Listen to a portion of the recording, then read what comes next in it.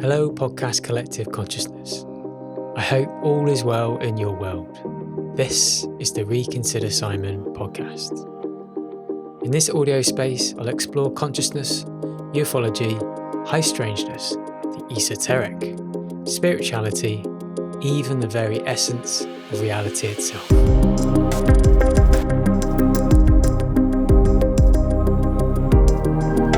Episode number 10. Portals, stargates, and wormholes. Hello, welcome from very grey and windy skies of Chester in Cheshire in the United Kingdom. I've been away from the podcasting space now for probably about 3 weeks, and I end up going on a sort of holiday stroke filming stroke content trip, I guess you call it. I went away and I went to East Anglia. And they also had grey skies and lots of wind and lots of rain. But yeah, I was in the county of Suffolk. I went to places like Rendlesham Forest, checking out all the UFO activity they had there back in the 1980s. And went to an incredibly interesting place called Aldford Ness. Never heard of that before. And then after a few days, travelled over to Wiltshire and Somerset and did some more filming and walking around, checking out sacred places. It was a good trip. I feel really refreshed from it. And I ended up filming a hell of a lot. You know, 'cause I've got a few hours of footage I need to get through. So as soon as I've done recording, that's this podcast, that's my next task, is to kind of basically sift through all the video and try and peddle together some kind of video footage for, video streaming such as Rumble, YouTube, etc. So it's my next job. Should be fun.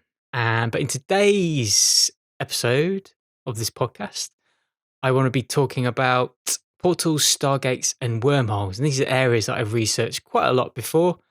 And it just came up because I visited a place in Alton Barnes in Wiltshire where they have this thing called the Alton Goddess. If you listen to my first podcast, I talk about that. I had a rather interesting energetic experience there. Let me put it like that. And yeah, and it's just as you arrive in the car park, there's so much activity that happens there in terms of crop circles and just general high strangeness and UFOs. It's a real hotbed for that sort of activity. And you arrive in the car park, very unassuming car park, not really signposted or anything. And they have a barrier basically at the end of the car park, and someone's very cannily written on the barrier, Stargate, with an arrow pointing forwards. And I think that's very apt in terms of some of the activity that's going on around there. I think you could argue there is some kind of portal or stargate that, the veil is quite thin there, and thus you're getting such a lot of activity around there. So I just thought I'd concentrate on that subject, and it's quite a broad subject. You can have natural portals, stargates, and wormholes, or maybe artificially made ones, and there are so many different types as well, and it can depend on a range of factors in terms of sacred geometry, maybe magnetic fields, a whole host of reasons. So I'm going to be doing a broad brushstroke kind of review of some of these areas. Since I returned, I had like a day off of just doing nothing, just kind of recuperating, because even though you're going on holiday, and I was doing a mixture of like staying in hotels and camping and staying in sort of what you call glamping sheds, sort of upmarket camping sites. Yeah, it's all quite tiring. You feel like you need a holiday from your holiday. So when I returned, I just did nothing. And then, got straight back into the saddle and been trying to research the next topic, which is obviously the portals, stargates, and wormholes. So let's get stuck in. I guess the first question would be, what are they? And the idea of this form of activity is quite a prevalent idea in culture, and it stretches back into various theology and folklore. And I guess you can define it as a dividing line, a doorway between, two different realms, different worlds. And they can also link two very different locations up at a distance and bring them very close together. And there are hints of this, especially in the literary world, talking about some forms of portals. You have the Chronicles of Narnia, sort of children's book. And the children in this series, they enter via a wardrobe and they enter the mythical land of Narnia through this wardrobe that's located in a spare room. And then you have another book we've spoken about before in this podcast, Alice in Wonderland and Alice falling down the rabbit hole into Wonderland. And it's just, I guess, another allegory for a type of portal, a type of wormhole into a different world. But I guess these concepts have taken, big root in sci-fi stories and in science fiction, have really taken the mantle and pushed these ideas of portals, stargates, and wormholes. And there's the famous film Stargate film, which is a big favourite of mine. Came out when I was a teenager or a child. Really love that. And then there's from that the spin-off Stargate SG-1, which I've never really seen before, but I guess it's a series of the film, and people rate it. They say it's a very good series. Perhaps I should watch it. And then more recently, you have films like Interstellar by Christopher Nolan, and very much the whole setup revolves around humanity finding this wormhole that takes us to a completely different area of the galaxy, with hopes of maybe potentially saving a very dystopian future for humanity. And then the Netflix series Stranger Things also talks about portals. There's kind of this underworld that the children are able to access, and unfortunately this underworld is bleeding into their reality, and it's sort of the whole series revolves around these children trying to stop these entities from, messing up our reality. Then the theology you have in Christianity, the idea of Jacob's ladder, which is that link, that kind of stairway between heaven and earth. And I guess overall, religious or spiritual, it doesn't really matter what your beliefs are. You will have a belief that you're born into this body. Your consciousness comes into this body, and at the very start, I guess you could define that consciousness moving into that vessel, that like biological vessel of your human body, as being some kind of portal. And obviously, when you die, if you have spiritual beliefs or religious beliefs, you would probably perceive that your soul continues on somewhere else, and therefore it travels through another type of portal, your death. You're leaving this biological body and you're moving into a different realm. So it'd be quite easy to define that as a portal as well. But in terms of some of the content I'm going to be talking about and summarizing what I'm going to be looking at, I'm going to look at, maybe the mainstream scientific understanding of what portals are and how they're created. But then also bring in some stories, from covert projects, from dark projects, involving certain insiders and some of their knowledge and understanding how portals and stargates actually operate. And from the more natural folklore world, looking at fairy rings, and again, looking at the more present day with crop circles, disappearing aeroplanes and why that might happen. And then bring in, again, ideas to do with the Montauk project, covert projects, which is, the inspiration for Stranger Things, and that links into the Philadelphia experiment, another similar project that happened a lot earlier. And there's another, Hollywood film that came out about that. And then just looking generally at portal technology, and maybe somehow what, when wars happen within the world, there is a deeper understanding. And there's a lot of conspiracies to do with the Iraq war, and whether these were to do with Stargate portals rather than oil and getting rid of, Saddam Hussein, something deeper than that. And then, back on the whole technology idea, looking at ideas to do with CERN. There's been a whistleblower who started to talk about actually maybe what they're experimenting on in that facility, and some older technology called the Livermore Shiva Nova project also potentially might have been doing something similar in terms of, opening some kind of portal or doorway for other entities to kind of come into this reality. Firstly, let's look at the more natural world, within folklore, the idea of fairy rings, which I've heard of before, and I understood the vague concept. But I didn't actually realize they actually are specifically marked out in nature and have a long history of this, particularly in Western traditions, European traditions. And they're usually marked out by a ring of mushrooms in a natural location. So it could be, if you have a huge grassland area, you can have a ring of mushrooms there, or a ring of mushrooms in a forested area. And for a long time, this has always been a signifier of an otherworldly presence. And these rings can apparently just grow up overnight. They can appear very, very quickly, hence why it's added so much mystique to it. You can also have multiple rings that actually overlap, and then they start to make these very, very interesting patterns on the floor. So I can understand why people would sort of feel and see that there's some kind of otherworldly presence that's kind of creating these patterns. But across the globe, there's a lot of warnings passed down through folklore to do with these fairy rings, Particularly in Western Europe, these belief systems are very, very strong. There's lots of myths to do with fairies and perceiving these as supernatural creatures that dance around the rings. And, traditionally people have seen these as portals to the fairy realm, to another world beyond their reality. Different countries have treated it slightly different. In France, they called them sorcery rings. In Germany, they're called witches' rings. So again, it kind of depends what country you're in terms of the language and how they approach it. But generally, overall, all these different countries, they are seen as dangerous places not to go into the center of the fairy ring itself. And it's actually related to malevolent beings. And if you go into one of these rings, you can become invisible to the mortal world and you can find yourself unable to escape that world. And in fact, these beings make you dance till you die. Like you literally are unable to stop from dancing. And these entities are perceived to have a real particular interest in musicians as well. And they'll make, if you get trapped in a fairy ring and you're a musician, you're made to play music at a never ending event until your death. So, musicians, be warned. I had a general search on the internet. I was trying to find ideas and stories to do with fairy rings that might bring it to the present day, present day interactions with this type of idea.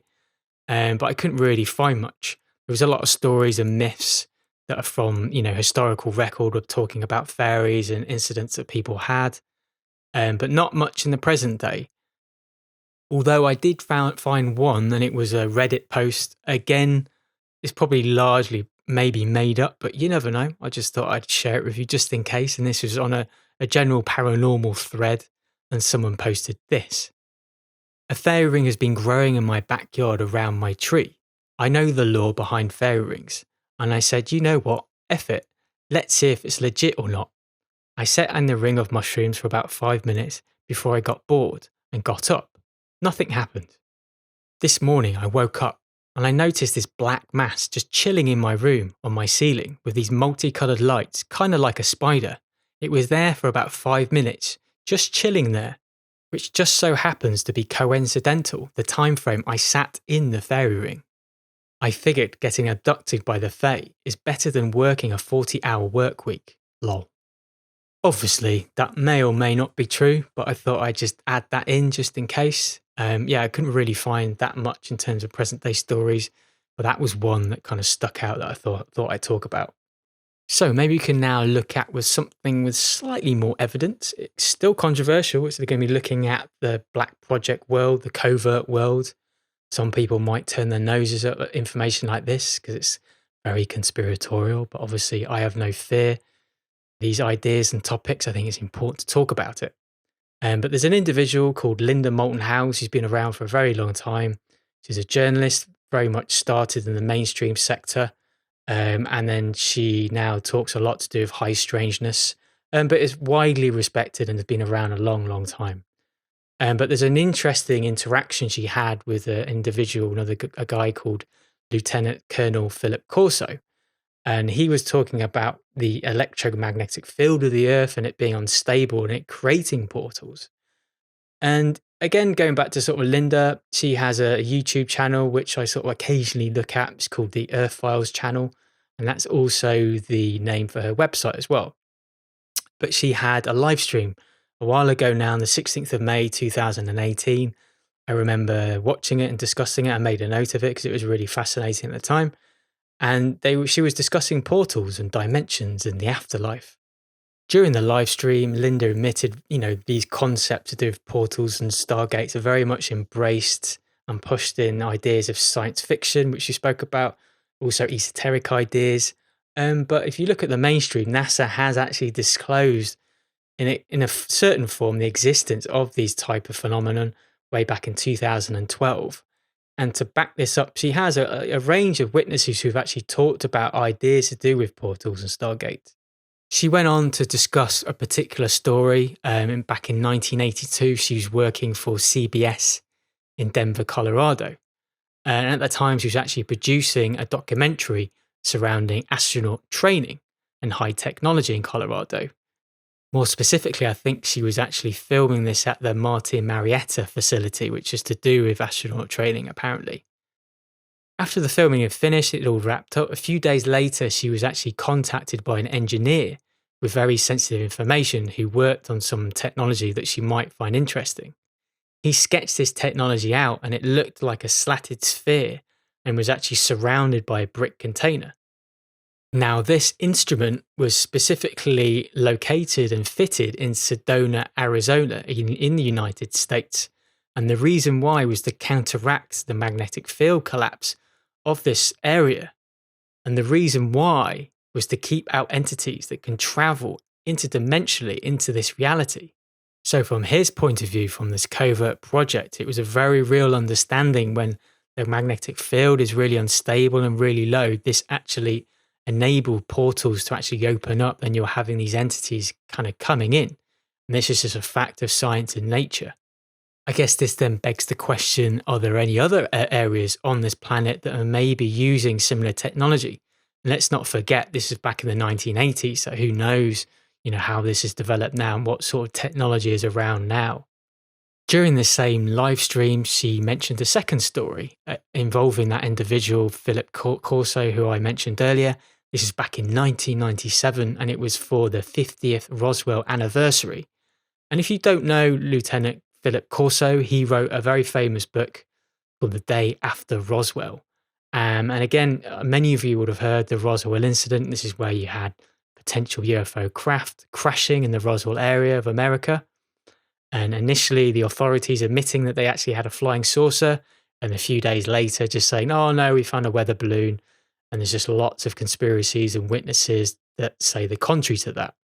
So Lieutenant Corso, it's very easy to verify his military career. It was very distinguished, and that only adds validity to his whole kind of story in the book Day After Roswell. And essentially what happened, that he claims he was given the task by a general called Arthur Trudeau of reverse engineering the craft and bringing some of these technologies from this Roswell craft into civil society. So he's very much going against the weather balloon narrative, and is claiming that definitely a craft crashed, and actually they were actively reverse engineering some of this technology, and they were seeding patents into the private sector to have some of these tech developed. And he claims in the book, this is why you have integrated circuits, night vision, fiber optic cables, all of these sorts of technologies actually come from this particular Roswell craft. But going back to this 50th anniversary Roswell event, both of them were in attendance, Linda and Colonel Corso. And at the time they were having this conversation, and Corso was just like, how the hell did you get so much classified information? And Linda just went on to say she had done significant amount of work and research into areas of animal mutilation and abductions, and this is how she got so much covert project information. And during this conversation, apparently Philip Corso went on to admit that there are 9 sites around the world where the magnetic field had completely collapsed. And one of those areas was Sedona, Arizona. Another area was Delphi in Greece.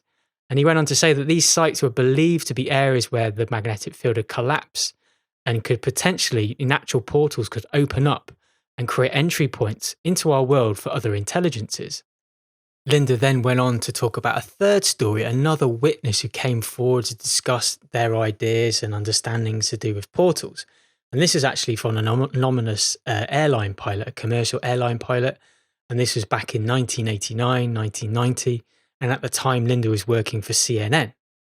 During the conversation, the airline pilot shared some information in terms of his experience, that when he sees glowing lights in the sky, that these are actually tears in the electromagnetic membrane between our world and other dimensions.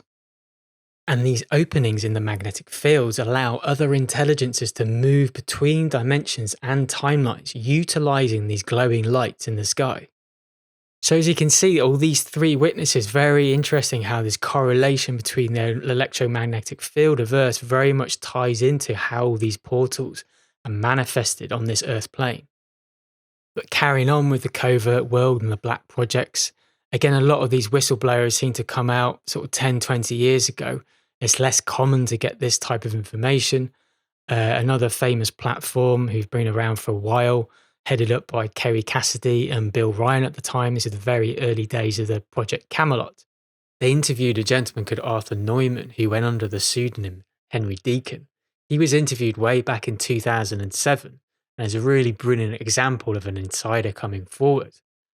Historically, he worked across three-letter agencies in the United States and had extensive involvement in various covert projects across multiple agencies. As a side point, he also had memories originating from an off-planet past life existence. And for some reason, it gave him intuitive access to really complex scientific information. But overall, he was a physicist who specialized in systems, really complex systems. And Henry divulged information regarding advanced physics projects within the military-industrial complex that were happening at the time. From his point of view, from his covert knowledge and experience, the existence of portals or stargates was well known within covert circles. In fact, there were, from Earth and Mars, there were portals directly connecting the two planets. He really understood the idea of multiple timelines and that stargates can also be artificially man-made. He spoke about a project I'd never heard of before called the Livermore Shiver Nova project, and this involved creating fusion reactions using an array of giant lasers and capacitors and terawatts of energy focused on a tiny point. Now, this project was occurring way back in the 1980s and gave them a really advanced understanding of physics and fusion energy research. The testing of this instrument was very similar to the conditions created by nuclear weapons when they were tested, and it created rips in space-time. It was his view that space-time rips caused by high-energy events such as nuclear weapons testing or when they turned on the Shiver Nova project laser beam allowed unwanted entities to enter into our reality, which led to significant problems down the line. Also, during the interview, Cassidy and Ryan asked whether Henry had heard of a rumor of an artificial stargate based at Los Alamos military base in the United States. Henry didn't directly answer the question, but just gave an enigmatic smile, kind of alluding to the fact that it was true. He spoke very openly about various portals existing on Earth and the fact that he can travel straight directly to Mars, and that humanity already for a long time has had bases actually on Mars itself. This concept is not an isolated incident. There's been other bits of information, other insiders who've spoken very openly about the fact that humanity is already inhabited on Mars, and the fact that there are jump rooms or portals, artificially created instruments that allow people to jump from Earth to the red planet pretty instantaneously. From our point of view, technology-wise, sometimes it is really hard to get around your head that this sort of technology actually exists. But there are frequent examples of people talking about these concepts quite openly. Henry Deacon also alluded to the idea of the Montauk Project, which is the inspiration for the Netflix Stranger Things, and has links to another early experiment called the Philadelphia experiment way back in World War II, under the guise of Project Rainbow. I mean, the whole concept, the initial idea for Project Rainbow or the Philadelphia experiment was to cloak warships, so to have these warships completely disappear from the enemy. There is much conspiracy folklore around this project, Philadelphia experiment, and many of the individuals involved in the original Philadelphia experiment went on to then also work on the Montauk Project. If the narrative is to be believed, then you can watch the Philadelphia experiment as a whole Hollywood film based around it, and it gives the broad brushstrokes of the story of what actually happened. But generally, when this experiment occurred, they were trying to cloak this huge warship. It dropped out of space-time, and when it reappeared at a far distance away from the original location. And unfortunately, a lot of the sailors, some of them have been embedded in the metal of the hull of the craft. Not only this, but the general mechanism of dropping out of this space-time and then reappearing paid a heavy toll on the human brain. And even if the sailors weren't embedded in the metal of the hull of the craft, some of them went mad, like psychologically they couldn't deal with the effects. Essentially, the Philadelphia experiment and the Montauk Project, they're opening portals. But the problem is it was quite new technology. They didn't quite know how it would react and how it worked. And so it caused a whole load of problems and opened like a 40-year strange time loop and then split time in strange ways. And according to him, in an interview back in 2007, this time split still remain unresolved. On a personal note, the Montauk project is one of my favourite covert projects. And strangely, there's a hell of a lot of information on it. There's various books written by Preston B. Nichols, who's another one of the individuals who's involved in the whole thing. And, I enjoyed very much the Stranger Things. As the series has gone on, I've enjoyed the sort of latest series less and less. I don't think it's as good as the original first few, but it's still good. But yeah, I've sort of avidly devoured a lot of the books. I've read a lot of the books. I've seen and watched a lot of the interviews involving some of these individuals. And I just find the whole topic like incredibly fascinating. I guess it is important to know. I mean, it's really incredibly strange to have so much information about these covert projects. I mean, it's the sort of thing you don't hear about now. Like if there are covert projects out there similar to that, you don't hear from any insiders. There's no tidbits of information at all. It's just like complete darkness. There's just no information at all. I think this is a good segue to talk in more detail about the Montauk project and its use of portals. Now, Montauk is based specifically just outside of New York, and it was a military base called Camp Hero. And originally, they were sort of messing around and experimenting with frequency. They had a radio dish that was based on top of one of the buildings at the base itself, and they discovered they could affect some of the people's behavior within the base by changing the frequency of the dish. So this already starts to bring in ideas of like frequency and mind control and how you can influence people. And there are some key individuals who are involved in this project. One of them I've mentioned before is Preston B. Nichols. He wrote many of the books to do with the Montauk project. Another individual called Duncan Cameron, then Alfred Bielik. And what was strange about these characters is that their minds had actually been wiped, or these memories, so they'd been brainwashed essentially. And then collectively, they were all sort of strangely drawn towards each other. And they all had these kind of fragmented memories that had been working together on some kind of secret project, but they couldn't work out what it was or what they did. And then progressively, all of them collectively together, they started to piece this whole story together, which then became the Montauk project itself. And there's even rumors, people like Nikola Tesla were involved, briefly involving some of the tech, and also even Albert Einstein. Again, whether that's true or not is hard to confirm, but yeah, just a lot of very interesting people working on this project. The whole details of the project are pretty wild. So from a mainstream scientific point of view, it's hard to believe some of the information sometimes. And one of the core aspects of the technology to what they were doing was utilizing a recovered alien chair from a recovered craft that they'd found. And this chair was then connected to, general human technology. And what happened during the actual experimentation, they would use psychics. And one of the main psychics they used, who was really, really gifted at doing this, was called Duncan Cameron. And when he was sat in this chair and it was connected to all this tech that they'd actually created, he was actually to manifest things into reality. So through his thoughts, through his psychic connection, he could create things in this reality. This manifestation even went as far as being able to create actual portals, which would then allow them to travel interdimensionally, travel through time. And this is where it gets into the really darker side of the project, because they were experimenting on young boys. And sometimes they would find these children on the streets of New York, and they would put them through quite horrific mind control experiments, trauma experiments, because when we traumatize people, especially children, it just sort of breaks down their personality and they're more easily to control. And so these like mind control boys were then sent into these portals. And from a point of view, they were quite expendable. A lot of the time they were street children or came from broken homes.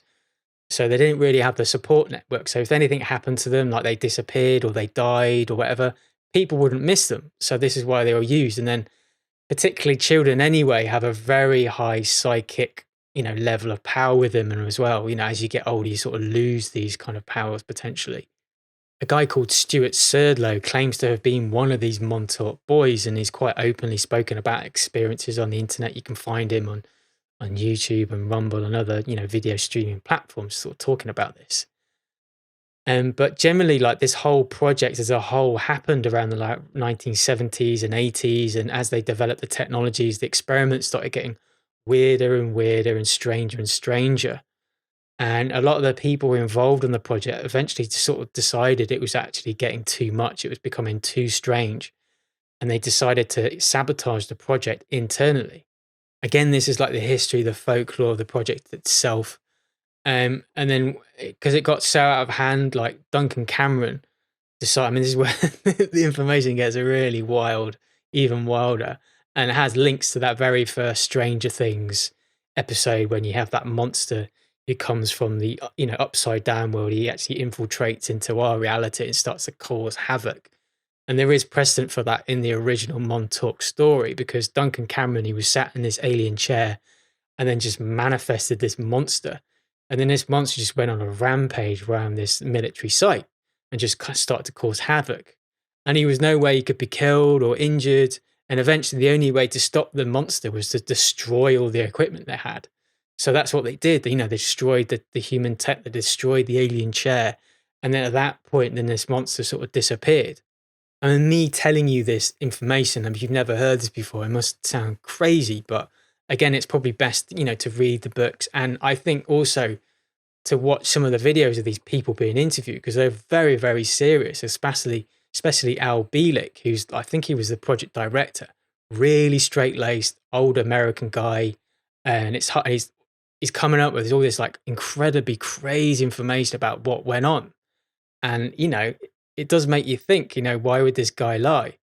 I mean, officially, people involved in the Montauk project said, there was an end to it, and it all kind of when they destroyed all the machinery, it sort of stopped. But there's a lot of belief that maybe it just continued on without them in another form and just became even more top secret than it already is. So if they were messing around with that sort of technology again in the 70s and 80s, just imagine how far they are now in like 2024.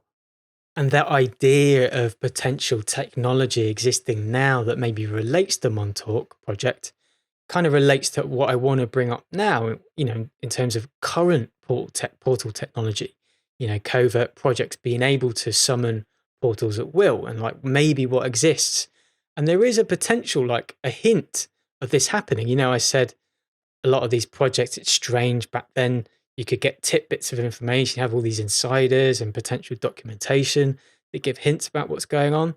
But now it's like completely dark and it's so secret. There's just nothing comes out of it. It's like a black hole. But, there was a situation. It was Air Malaysia flight MH370, which disappeared from radar on the 8th of March in 2014. Some of you may remember that. It was spread all over the news and they were looking for this airplane, completely dropped out of the sky, out of radar. And they had like massive air sea rescue searches that lasted for weeks. And they just couldn't find any evidence of a plane crashing. Plus, there was no signal or evidence from the black box recorder as well, which is also incredibly strange. And the only reason I'm starting to relate this to potential portal technology is there's a researcher on Twitter called Ashton Forbes. He's very much taken hold of this story. And because some very fascinating video evidence has surfaced, which seems to detail exotic technology. Because you see a plane going through the sky, which is purported to be this MH370, and has these orbs suddenly come into existence and they start to rotate around the plane itself. And you can see this all in the video. And this happens for about 30 seconds. These orbs just continue rotating around the plane. And then suddenly it just pops, the whole plane just pops out of existence, pops out of this space-time and just disappears. Again, I'll add his Twitter link and potentially some more information revolving this situation. But the main theory is that this aircraft during the flight experienced some kind of emergency to do with fire. And they released a distress call at the time reporting that the cabin was starting to disintegrate and they were going to attempt an emergency landing. But what ended up happening, they never managed to do that emergency landing. I think they're over the sea at the time, so it would have meant, downing the craft into the ocean. But for some reason, some kind of advanced military technology was sent there involving quantum teleportation to rescue the plane and its passengers. And the presence of the orbs in a triangular pattern around the plane suggests a possible teleportation or cloaking operation. Ashton claims that maybe the plane was teleported to a completely different location, to a safe location. And this is why you have a lack of debris and that you have this complete disappearance from the radar. So they were using highly classified technology to rescue this plane. And you might ask them, why would they bother doing that? These covert projects, I'm sure a civilian plane, they probably just let it crash. But the reason potentially why this plane was so important at the time, because it had semiconductor experts on board the craft at the time itself. So it was incredibly important these covert people, these covert scientists were saved. Hence why they sent in this classified technology. Ashton has no idea specifically who sent in this, classified technology to save the plane. Was it a government entity? Was it some kind of covert military entity that did this? Again, you don't know exactly which specific country was involved in this. But he's had a lot of testing done on the video footage itself. And it is genuine. There's no manipulation. It's not being created by AI. It hasn't been, created within After Effects or any other kind of motion graphics software. So it is a genuine film of an event. I mean, if you go on his Twitter, he's an incredibly intelligent individual. And if you go on his Twitter, he's got reams and reams of research, talking about this subject. So if you want to deep dive further into this, I suggest you go to his Twitter. So, that's one incident of, the present day potentially using portal technology. So, creating artificial portals. Now, I've spoken a lot about this on the podcast already. I always feel like I mention it every single episode. We're going to go back to the Large Hadron Collider in Switzerland called CERN. And then obviously they're looking, mainstream reasons, they're looking for the God particle. They're looking for the sacred black matter. And, that's the story they give us. But, you've heard probably from me and other people, maybe they're doing something more than that. Maybe the reason they're trying to open portals and trying to access other realms, maybe that's happening. And there was a rather interesting video that I saw in Twitter again, and it was shared, and it was from a lady I've never really heard of before. I think she's based in Australia, called Maria Z, and you can go to her website. She has various Rumble channels and YouTube, and she hosts videos on her own website as well. But she, in this video, she was interviewing a lady called Dr. Astrid Stuckelberger. And she's based in Switzerland and has a PhD, so sort of certified doctor, certified scientist. And it looks like she potentially was involved in the WHO and has now become a whistleblower, and now is kind of blowing the whistle on some of the quite horrific things that they have planned for humanity. And so she seems to be talking a lot about that. Again, you can find her on Twitter as well. But this interview actually happened back in July in 2022. But during the interview, she had a really interesting bit when she started to talk about CERN, and she had conversations with particular scientists who were actually involved with some of the operation of CERN. And, she was admitting that they're actually opening portals and, communicating with entities. So I'm going to play that now for you. Actually, CERN is dealing with radionuclear research. But it's more than that, because there are lots of physicians. I know some. They're doing very strange experimentation. There are beings from portals coming in and out. It's physicists from the CERN who told me this. They've testified to beings coming in and out of portals. Yes. They have apparently in the bottom of the CERN this portal, this door where they are dealing with all the subatomic dimensions. They say there are 17 different dimensions of reality. That's what those physicists say. Some others say there are more dimensions, And now, when you look at what is going on in the CERN, there is a fight from some of the military agencies. Intel, they say that there is a fight on time. They're trying to change time. So yeah, that's a pretty interesting clip. Again, it's one individual, but there's lots of rumors to do with CERN. There's a lot of occult references in their logo, and there's just, strange, what they call mock ceremonies happening outside their offices, which they claim is a joke. So there's just a lot of strangeness going on with that project overall. So it wouldn't surprise me if they are trying to do this. Okay, so I've been a lot through various tidbits of covert information. Some of it may or may not be true. Obviously, it's hard to verify, but there generally is a thread of coherence. There's links to all of them in terms of like maybe how portals are created through either high energy events, which creates rips in space time, or there's a destabilization of the magnetic field, which then allows these kind of portals to occur. But, what is the mainstream point of view? What do they say about portals? And the closest idea to do with portals in mainstream science, the NASA call them X points. So they can be called X points or electron diffusion regions, which is a bit more long-winded. The history of this and these X points stems back to the University of Iowa in the United States. And it comes from a plasma scientist called Jack Scudder, I think. And he led the research into portals. And he describes the links between Earth and the sun's magnetic fields. And they seem to facilitate the transfer of the sun's magnetic field to Earth through this kind of strange X-point portal.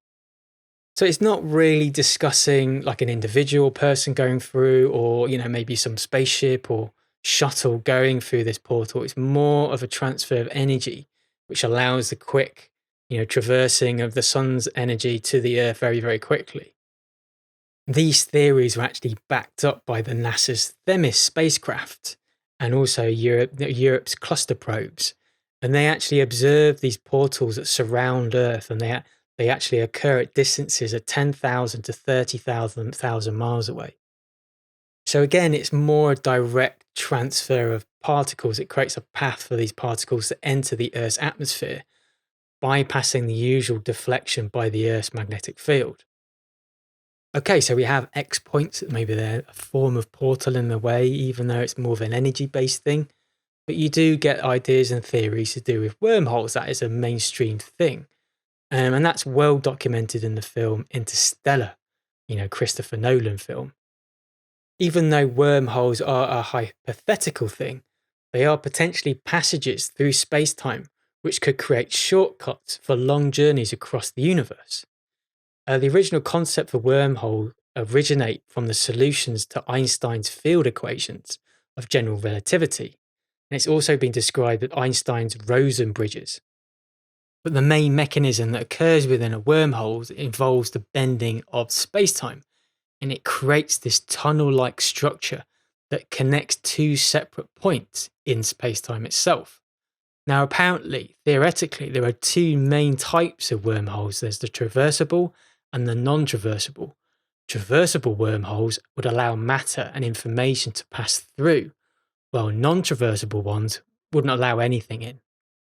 So as you can see, there is precedent, there is information in the mainstream that hints, these portals and wormholes are a thing. They do exist. Bring it back more to terra firma, back to Earth, back to our planet. Again, relating to Colonel Philip Corso, he was talking about 9 areas of the planet having really unstable magnetic field areas. And this just kind of creates these portals and allows interdimensionals to kind of come into our reality, which is maybe why you get areas of like high strangeness. And there's another aspect of information that I remember watching involving a guy called Freddie Silver. And he originally started as being quite a bit of an expert on crop circles. But now he generally writes, about sacred sites. And I'm reading, interesting, one of his books at the moment. It's all to do with Scotland and its sacred sites. But yeah, originally he did a lot of research to do with crop circles, the genuine ones anyway. And it was his opinion that a lot of the time the genuine crop circles that weren't made by humans, but made by some other kind of cosmic force, tended to happen about 2 or 3 o'clock in the morning. And according to him, this is the rough time that a magnetic field is at its weakest. He speculates that this links up to portals with the sun, and this allows these crop circles, it creates the correct conditions for these crop circles to be made. What happens beyond that is anyone's guess, but that's the general gist of what's really going on. And there are a lot of witnesses when a lot of these quite intricate crop circles can happen overnight over very short periods of time. They just suddenly appear very quickly. And there have been witnesses sort of seeing orbs of light or columns of light when these crop circles are being created as well. So it's another indication that something is going through a portal due to the unstable magnetic field. And I can relate to this to my own personal experience. I was talking about the Alton Barnes area in Wiltshire, the Alton Goddess, which I've spoken about before. It's a well-known area that has a lot of crop circles. There's a famous hill called Knapp Hill, It's quite well known. People go there to view UFOs. And I would propose that maybe this area, particularly those early hours of the morning, you're having a real thing of a veil due to the unstable magnetic field. And again, this is why certain places around the planet, that area, well-known one, Skinwalker Ranch, like all these places would have some kind of instability in a magnetic field, which then allows these entities, allows this high strangeness to sort of seep in, to bleed into our reality.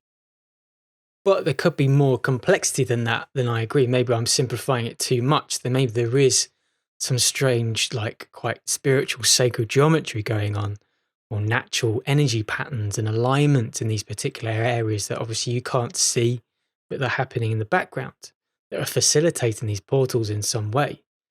There could also be something geological going on, underground geological formations which you're not aware of. There's ideas to do with ley lines and cracks in the crust, and it kind of, this electromagnetic instability sort of seeps through the Earth's crust itself. Maybe that's happening.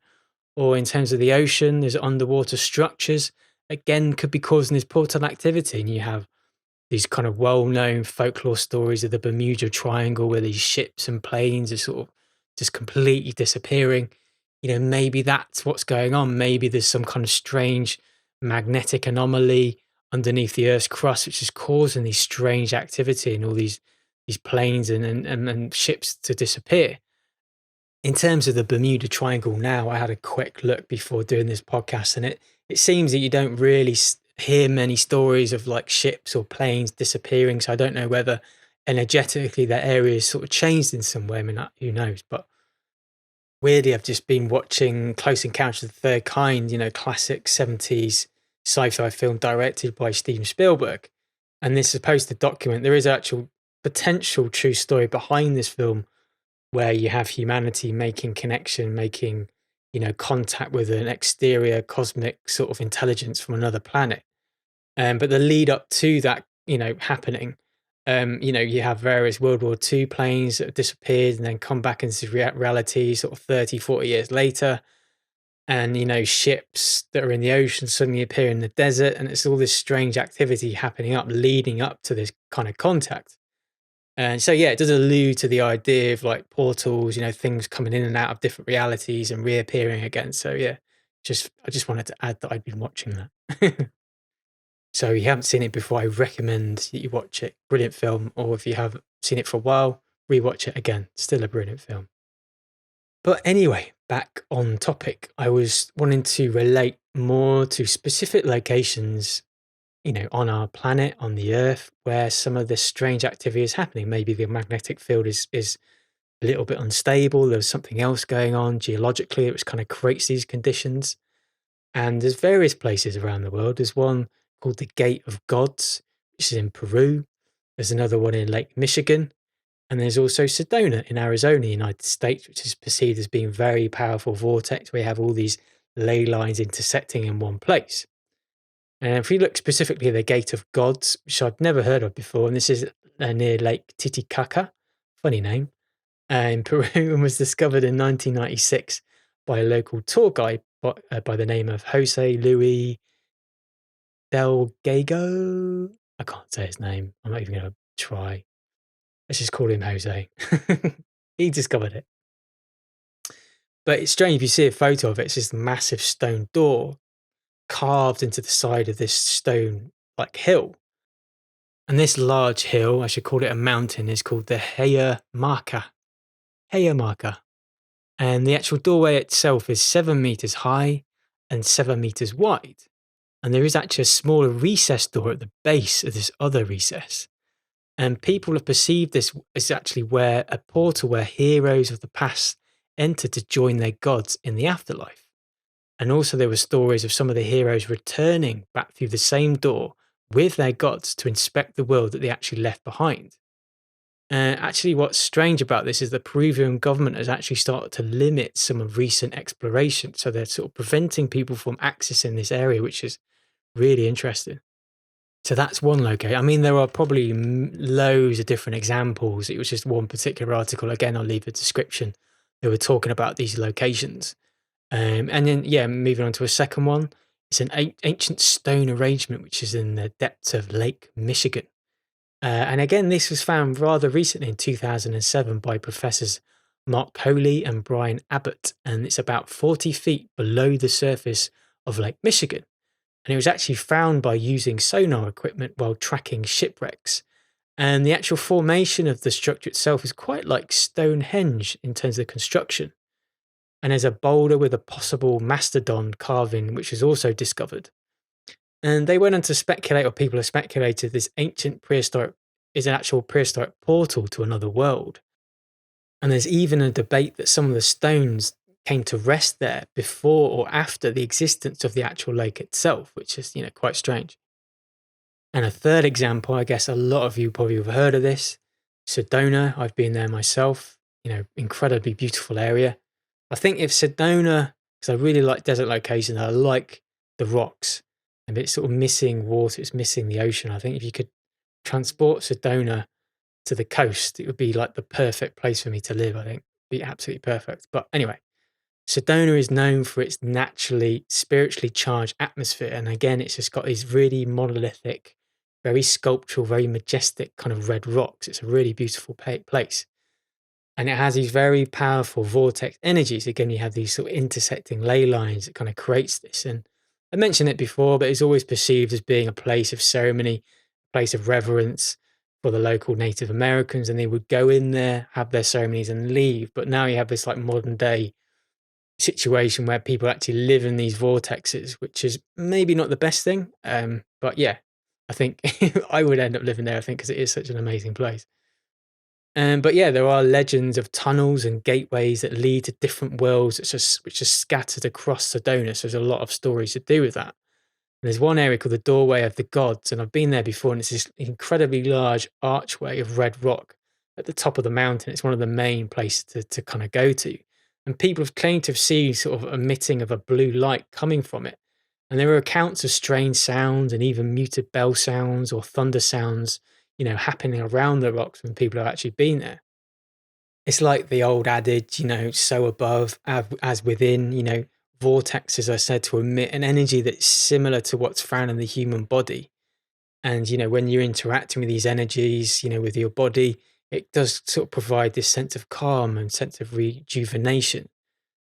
So many people like me can feel those subtle energy changes and fluctuations, but in terms of mainstream science, there's no confirmation that these energies exist, and they claim you can't really prove that.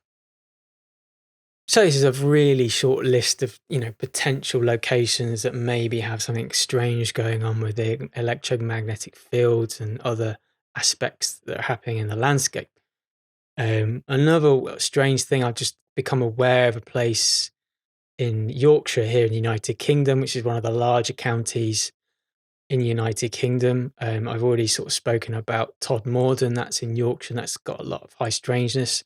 There seems to be a lot going on in Yorkshire. And there's a place I never really heard of before, and it's right on the coast of Yorkshire in a place called Bempton. And again, there's a strange connection with a military base there, RAF military base. And again, there's a lot of parallels of Wrenesham Forest and the RAF base down there, and a lot of high strange that happened. And it seems to be a strange correlation. It just made me think. I just started to sort of learn more about RAF Bempton. There's lots of details to do with UFOs, dogmen and other strange poltergeist activity and just general high strangeness. And there's a strange link again to the military aspect to it as well. And I would potentially propose that maybe they're doing strange experimentation there, or either the magnetic field is well known to be unstable, hence why they had a military base there to read these things. I don't know, but it's just a kind of area of further research I tend to look at in the future. Now, in conclusion, I think I've peddled together an okay podcast. I had to do it quite quickly. Again, I want to be, consistent and try and release something every 2 or 3 weeks. But, this topic, I always find all the topics fascinating, but yeah, portals, stargates, wormholes is, really amazing information to kind of delve into deep. I think there's a lot of information out there in covert. I mean, obviously there's a big hurdle for you to believe conspiratorial theories from potential conspiracy theorists. Like Linda Moulton Howe. She's an interesting character because she's very much started as a very well-respected journalist. She's still well-respected, but she's obviously researching areas which the mainstream would consider complete conspiracy and bunkum. But yeah, I mean, she had some really interesting stories. Philip Corso and his information about those 9 sites around the Earth and how it relates to the magnetic field. And again, that the airline pilot was talking about a similar mechanism going on as well. So there is something there to do with the magnetic field when it's unstable or when it's low. It's enabling these like portals to open up. And again, that was only confirmed by Freddie Silver. He's talking about a specific time of night, 2 or 3 in the morning, which interesting is quite a common time that people wake up.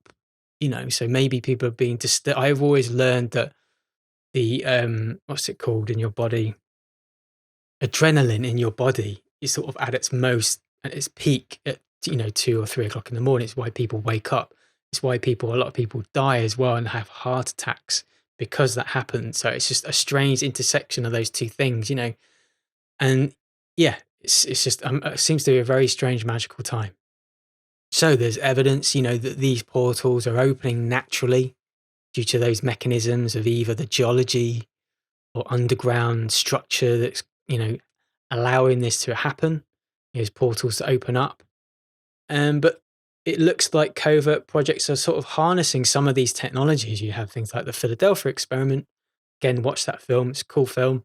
And there's Montauk Project. I really recommend deep diving by some of those books. Really fascinating read. And it sort of talks about harnessing these portal technology for time travel, for going different timelines. It's a wild ride, definitely. But yeah, that's back in the 1970s and 80s. And what do they have now? And we have the evidence potentially that these technologies have been refined more, and they have a government entity or some covert group is then potentially saving this MH370 flight, the Air Malaysia flight, and it's having this exotic technology that's kind of saving this plane from the air, and is transporting it to a safe location. So there is potential evidence of this technology being utilized. So there's the natural portals, there's the artificial portals that humanity are, creating on purpose. But what about the after effects of high energy events, such as nuclear weapon usage, or that Shiva Nova laser beam that was used in the 80s, or CERN, where they're using high energy, which inadvertently kind of creating rips in the atmosphere. Maybe this is why you have so much a connection with UFOs visiting nuclear warhead facilities, such in the case of Rendlesham Forest and other places, because when these nuclear weapons are dropped or they're tested, it's causing problems in the fabric of space-time. It's not just affecting our reality, it's affecting connected realities, around us. So this is maybe why there's such high UFO activity and why there's speculation that sometimes these UFOs are deactivating some of these nuclear warheads. It might be a good task to sort of look back at some of these nuclear testing locations, particularly the Manhattan Project, or even when they dropped nuclear warheads in conflict situations such as Japan. Did this in some way disrupt, create rips in the space-time? Is there an uptick of UFO activity in high strangeness because of it? And then particularly in my recent experience of going down to Rendlesham Forest, not far away from there, I wasn't expecting it at all, but there's a whole area, there's a whole island called Alford Ness, just off East Anglia on the coast. And it is an old military sort of testing ground. A lot of strange experiments were done there to do with nuclear warheads and other stuff to do with aviation. And it's just a general speculation, a general theory. Is this related in some way to Rendlesham Forest? Was there a rip inadvertently or on purpose created in the space-time there, which then allowed some of these UFOs to kind of come into our reality? Is there something in that? I mean, again, I'm purely speculating. It's quite synchronicitous doing this particular podcast because it all seems to interlink with some of the research and work I'm doing at the moment. Some of the locations I've been to, the strange activity. And this is given a reason, it's given a scientific underpinning, like what's going on potentially. So that's about it. Thank you so much for joining me. It's been a blast as usual. I've been Reconsider Simon. You can catch me in all the major video streaming platforms. I'm on Rumble, BitChute, Odyssey and YouTube. You can get this podcast on all major podcast platforms as well. I have a website, reconsidersimon.com. You can catch me on there. So I will bid you a good morning, good afternoon, good night, wherever you are in the world. Thanks again. Take care. Bye-bye.